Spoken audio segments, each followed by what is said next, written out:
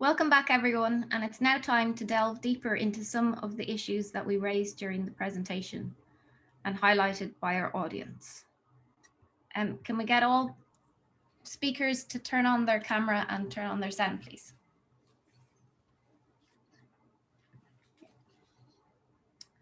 So the first question I'll start with is directed at Claire, but any of our panelists can answer too. Claire, how can you help an autistic female in the workplace, and what is your experience with self-employment and autistic women? I think everyone can answer that question, but I suppose just my experience so far is that a lot of autistic women engage in self-employment. It seems to be that, again, it goes back to individual preference and choice in terms of what people decide to do in terms of their career progression. But certainly self-employment is a pathway or a journey that people tend to want to pursue for lots of different reasons, like we talked about, you know, being moms and the challenges with being a mom and trying to navigate flexible working hours and childminders, etc., etc. With the fact that, you know, we know that more and more people due to often autistic burnout, maybe want to work on part-time basis, and sometimes the flexibility that is provided through self-employment actually can be a huge positive for individuals. But again, that's just from my experience. I can see that there is more individuals wanting to engage in social innovation and enterprise that is currently existing, and there seems to be more information out there in the employment world about that potential for self-employment. Would anyone else like to contribute on that question? I suppose I'd just add that the lack of structure, if you're self-employed, can be quite difficult to manage, and I think that can be a shock to people sometimes, that, you know, if someone else is in charge of your starting times and your finishing times, it's a bit easier to kind of manage the day. But then again, you know, being able to have that flexibility is really helpful. So definitely don't rule it out. Just be aware there might be challenges with it. Yeah, I find as well that it depends on the personality. You know, as we've all said, every autistic person is different. Lots of autistic people like to have that ability to set their own schedule, and then lots who really don't, who want to be told exactly and have that tight structure. So it really depends. Great, thank you. Okay, I'll go on to the next one. Do the panel think there are any skills that may be specific to autistic people that make us particularly good employees? I think empathy could be a good one, because contrary to the general stereotype, I find a lot of autistic women have huge amounts of empathy for other people, especially like their colleagues or their sort of clients or users. I'm not really sure how to explain it, but we can often get a good understanding of their problems, even if we haven't actually been through them. Like, it's like our own experiences of oppression can give us a bit of a better understanding than someone who hasn't experienced it at all. Yeah, I agree with you, Elena. I find autistic women can make brilliant therapists, really brilliant, because we've had to spend so much time learning neurotypical speak first off, and really learning how to empathize, how the different neurotypes work, and we're also can have the ability to really focus in on the person and forget about ourselves and really be present in the moment, and that's, you know, really helps develop a therapeutic alliance. And then also, as you said there, about like we've experienced a lot of oppression, and that minority stress can really help with the empathy, with feeling, you know, connected with another human being suffering in their experience. Yeah. Okay. That's all very good points. Next one again is for Tara, this one is for Tara. Hi Tara, I am an SLT, so speech and language therapist, currently working with an 18-year-old female who has recently been diagnosed with autism. What sites would you recommend I direct her and her family to? Also, any tips, support groups for beginning college life? Thank you. That's a big question. First off, I think definitely connect her in with the autistic community. If she hasn't already found them, she'll learn so much there, and her family will too. Facebook has some fantastic groups and also ones to steer clear of, but ideally try and find ones that are run by autistic people. Get on Twitter, search the hashtag #ActuallyAutistic or Ask an Autistic, and you'll find loads of people there to ask questions of. I'm sure others have great ideas here as well. Anyone else want to hop in? I think the other thing is to consider if the person is if the person is 18, and are they going to think about further education and things like that.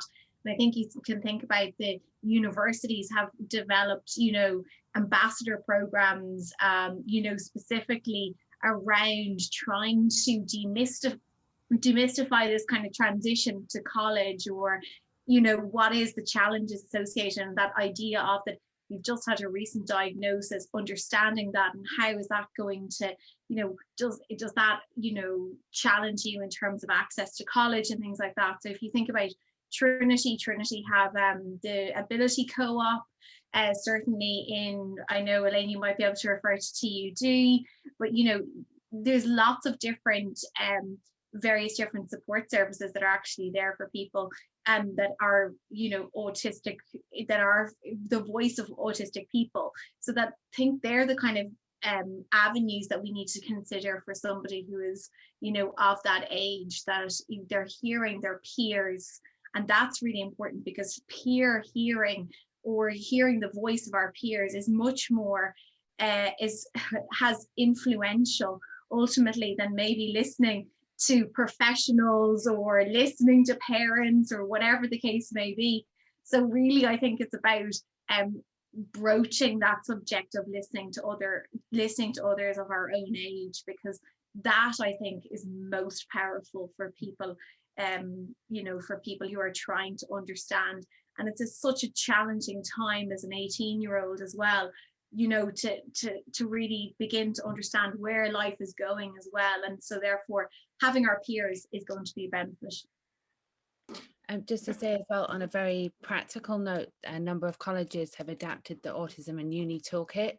I know Trinity has it, DCU has it, UCC has it, that if you just Google Autism and Uni Toolkit and then the relevant institution, the colleges have put a lot of work into putting a lot of information about the transition into university on those toolkits, and you can go on and you can see the experiences of autistic students who have been, you know, first years, postgrad, mature student, that kind of thing. So the feedback that we've got from R1 and UCC has been really good. It seems to be something that's very helpful for people. I will say as well, there's also organizations like 𝗧𝗿. I think they used to do a mentorship program where the 18-year-old autistic girl would be able to get mentorship from a slightly older autistic person who's been through whatever it is that she's going through. That they could be something to look at. And they also used to do a social group for young autistic people, but I don't know if that's carrying on at the moment with COVID. I think it is, yeah. Yeah. Great. Thanks for all those great And answers. I hop in with one tiny extra thing. This is not specifically to the students, but it's just because I know it's a great opportunity. We've loads of university lecturers and people here with influence who do something. I work a lot with professionals who are either lecturers or professors, and I'm not saying just in Ireland, I'm saying across Europe. And what I am noticing is that we can have great different facilities and accommodations for the students, but we forget that our colleagues, there's a percentage of our colleagues that are already autistic, and then they're coming to people like me saying, I'm in this, and all my students are getting all this great support, but I'm not, and I'm afraid to disclose. So I think it would be fantastic to see some initiatives put in place in all our colleges for your staff. Yeah, I actually had that a very similar conversation with a group of Trinity postgrads recently. Not meant to name the college there. They basically said that a lot of the resources are aimed at undergraduates, but not taking in, say, postgraduates and staff, like their needs and their actually how important that the representation of having them there is for the undergraduate students as well. So when you're supporting your staff and your postgrads, you're supporting the incoming undergraduate students. Yeah. And you know that you really do have a safe workplace if in your university that you've got staff members coming forward as well and being prepared to be representative. Yeah. Great. Okay. Now the next question. Did I skip a question? I think I did. Did I read this out already? Where can I learn more about disclosure and reasonable accommodations from an autistic narrative perspective? No, I already did. Sorry. Confused. Okay, sorry. Can an autistic person be helped with social interactions so that they may be understood better by other people? That is an interesting one. Does anyone have any feedback on that? Or maybe we should be looking at. I have so many thoughts. I'm holding back.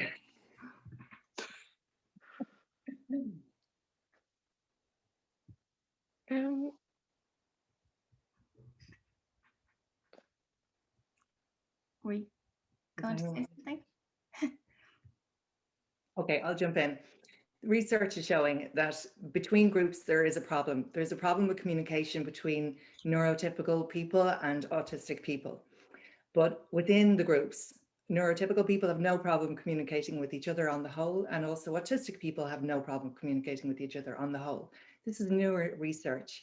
And so it really, I suppose, asks us then to have a look and maybe reframe how we've been considering social communication skills and social communication skills training, and see that perhaps it has been a case of the majority neurotype has been classed as the ideal and the one way, and everyone else has to fit that or be deficient. And so again, I think this just brings us back to the collective responsibility we all have, that the more knowledge we have, and the more reflecting we can do on internalized ableism and see how we can create a new future where all neurotypes are treated equally and we can understand and learn about all the different ways of communication.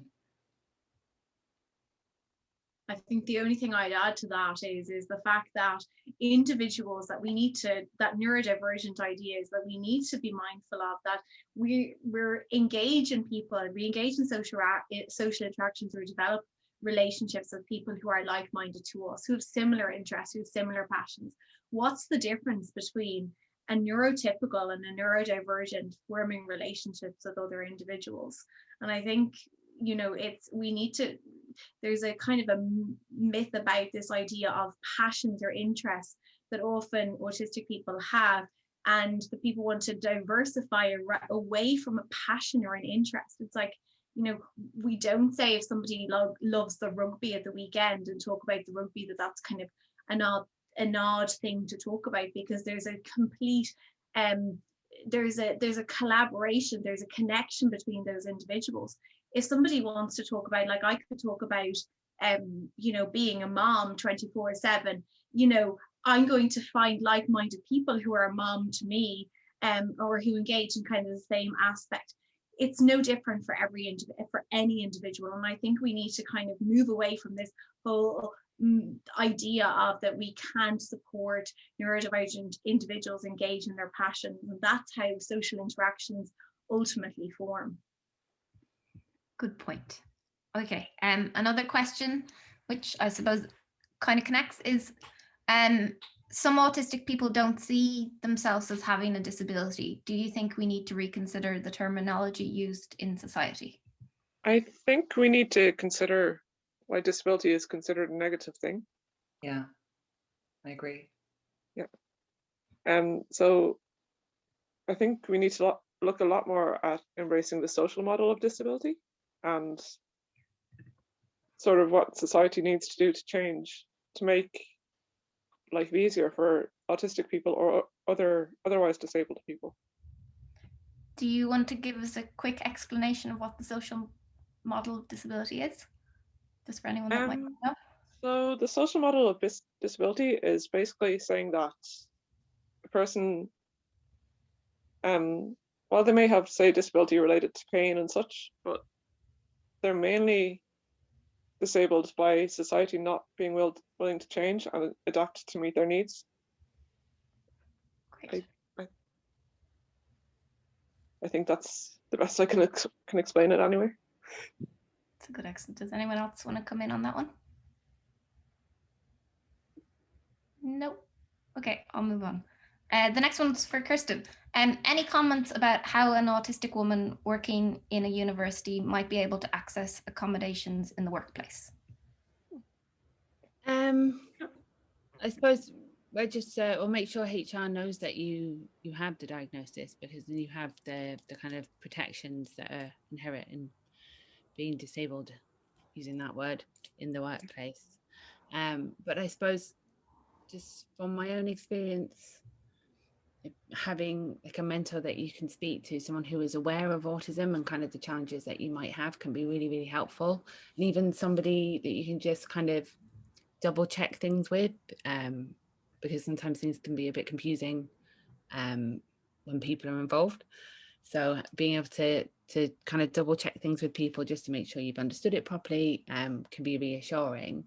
But I think if you can find evidence for the accommodations that you might need, that kind of strengthens your argument if you're going to be going to someone and kind of asking for accommodations. But I suppose something that I found a bit difficult was the fact that a lot of accommodations for autism aren't necessarily very concrete.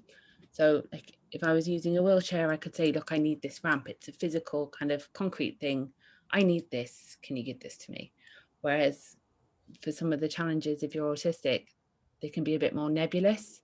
So it's a bit harder to explain, first of all, what the challenge is, and then following up from that, what someone can do to actually kind of support someone. And then that's the reason I included that quote in the presentation, was to kind of highlight that even if someone's very, very willing to make accommodations, like it has to be this kind of ongoing negotiation between people, and you have to keep kind of, I suppose, taking responsibility for yourself and understanding your own challenges and all the work that's involved in that.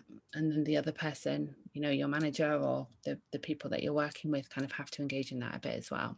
So sorry, I don't have a very straightforward, simple answer to that, but could I also add something? Yes. A lot of the funding that universities get for reasonable accommodation is given to undergraduate students. There's not often a lot of funding for reasonable accommodations for staff. I know sometimes the universities have to actually apply to get that funding for the individual staff member. So there can sometimes be a little bit of difficulty getting the reasonable accommodation if there is a monetary aspect involved. So kind of we need to focus on all levels. Yeah, like I know a lot of universities are trying to change this. They're trying to bring in the funding to get it, to be able to provide those reasonable accommodations, but it is something that's underway rather than something that's already there. Okay. Did anyone else want to say anything on that? No. Okay. Next one is, I work with teenagers on the spectrum. I try to emphasize the skills needed and be very positive in supporting them to get a part-time job, but I'm really struggling to get them and their parents motivated. Any tips? Claire, maybe come in on that one. I think you kind of have to consider is like that, yeah, we do, when we look at the research, we do consider that it's important to start building experiences early on, because those experiences are useful in terms of, we all learn through experiential learning and it supports us into life. I think it's about, you know, Kirsten referred to in her presentation as well, is that, do we always need to push people into employment? Is employment people's choice? Do they want to be employed? And is that the decision of the person who's supporting the individual, or is that the goal of the individual themselves? And I think you have to go back to the goal of the individual themselves. What do they want to do? And that is really unique, because you are really going to be at a stumbling block if you're trying to push one agenda and the other person has a very different agenda, because therefore that therapeutic rapport is going to be, really challenged in that aspect. I think what we need to consider is people's, interests. What are people's desires? What do they want to engage in? Where do they see themselves into the future? Discussing those elements, I think, can be really important, but not necessarily pushing a person into it because you have a preconceived image that employment is super duper important. Sometimes people have to, like my slide, people have to take U-turns, people have to go in different directions, people have to learn from those experiences themselves and make those decisions. And we talk about it, I suppose, in mental health practice, we talk about the idea of risk and choice. And risk and choice are really, really important for individuals to make decisions for themselves. And it's not risk as in safety risk, but we all make estimated risks or guesstimated risks, or we make a sense of choice, and those choices are what will lead us to ultimately where we may want to go, or will move us in a different path. And I suppose that's really important to consider, or explaining maybe to the person maybe what is the situation around employment, and is that something they want to pursue into the future, and maybe starting that conversation, but not necessarily pushing the person into employment is the way to maybe think about it. That's just some of my initial thoughts. I'm sure I could come up with more at another point, but just there off the bat at the moment. Yeah, I would agree. Can I jump in for a second? I think the intrinsic motivation is so important, all right. But I think also, like, looking at the time period, coming out of secondary school, moving into college, can often be a time of burnout or autistic inertia for people, for teens who've really pushed themselves, struggled, to get through the Leaving Cert. The same at those kind of crucial life stages coming out of college into employment. Again, you need to look out for that. And that's where, like, if you have, as Claire has already said so perfectly, if you're trying to push an agenda on a child, or their parents are, it's not going to work unless they're intrinsically motivated. But you do need to consider they may be burnt out and they may just need a break. But then also, just like a quick, tip, I would suggest have a look at the 𝗬𝗂𝗏𝐴character.org. The 𝗬𝗂𝗏𝐴character.org is a strengths-based free questionnaire that anybody can do. And I think that's a really useful tool if you're working with teens or adults or anybody or any of us, to just have an idea of what our strengths are, what motivates us and energizes it. And it's always, worthwhile and easier to work with our strengths than against them. Thanks. Okay. Yeah, I think as well that if a person has a particular career goal in mind, or a particular role that they want to work towards, if you can kind of highlight how these jobs that are immediately available can help them work towards that particular thing, like developing a certain skill, that kind of thing, it can be kind of easier to understand then, well, why should I take this job that I don't really want to do, and it doesn't pay very well. But you can see then that you can build on that and move on. Like, not everybody, well, most people won't be able to walk straight into the job that they really want with the pay that they really want. Like, you do have to kind of scaffold towards that. So if you can explain in kind of more concrete terms, okay, you might not like this and this, but doing this will look great on your CV and it will help you improve these kinds of skills. And what I find is, if you can do volunteering, or even just part-time jobs, demonstrate to employers, that you've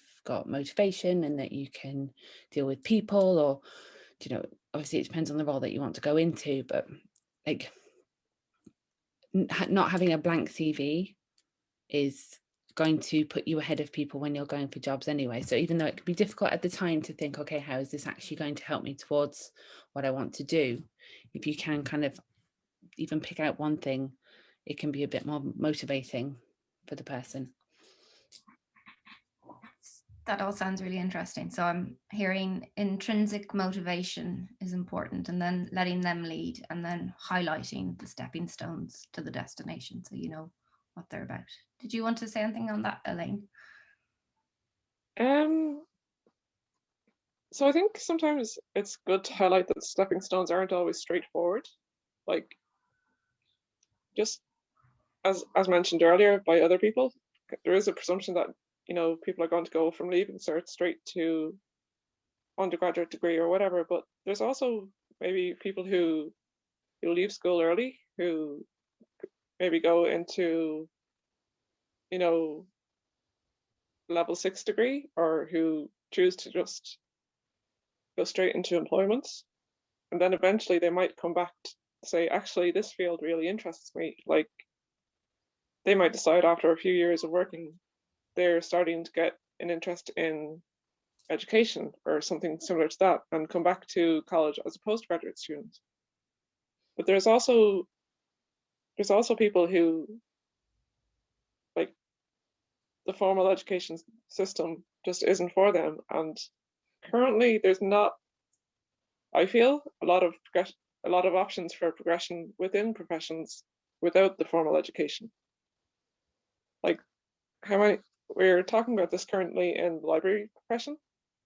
As I said in my talk, finance is a big issue for a lot of people trying to get into college. And for us, for a long time, even to work as a library assistant, you needed a degree. So there's not a lot, I can tell you from work experience, there's not a lot covered in that degree that you can't learn on the job.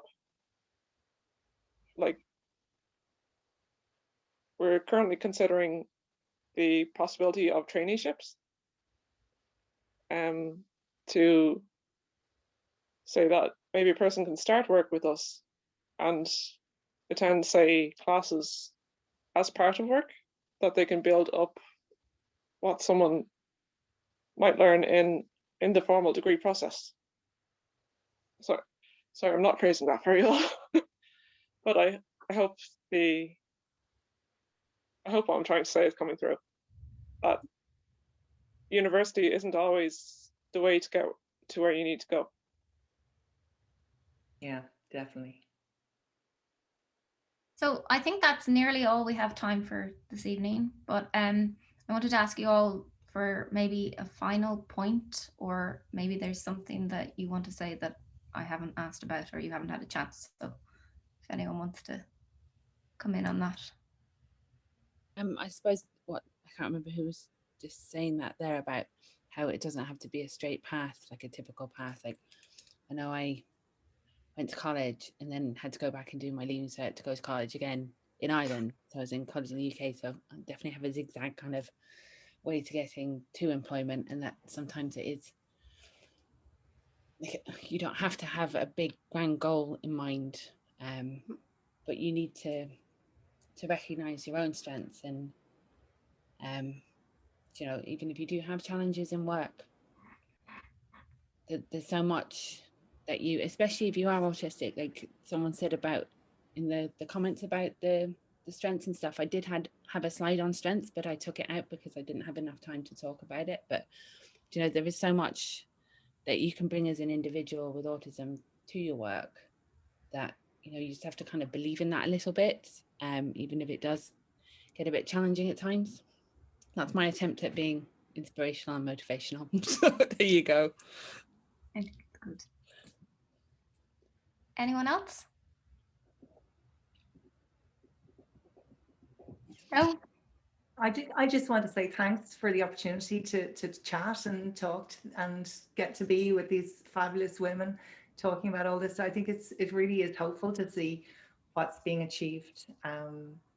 And yeah, I think it's just the ongoing work. Then I would beg that we all do the ongoing work of reflexivity, of watching out for our own internalized ableism. Anytime, for me anyway, anytime I think that I need to fix something or fix, you know, a situation or a person or anything like that, then obviously I'm veered into ableism. So I think that's like a really good kind of thing to keep in our own minds with ourselves and with our clients. Brilliant. Okay, thanks for that. And thank you for all your participation. They were really interesting. I can't wait to listen to them all back again and be able to process them all fully when I'm not so nervous.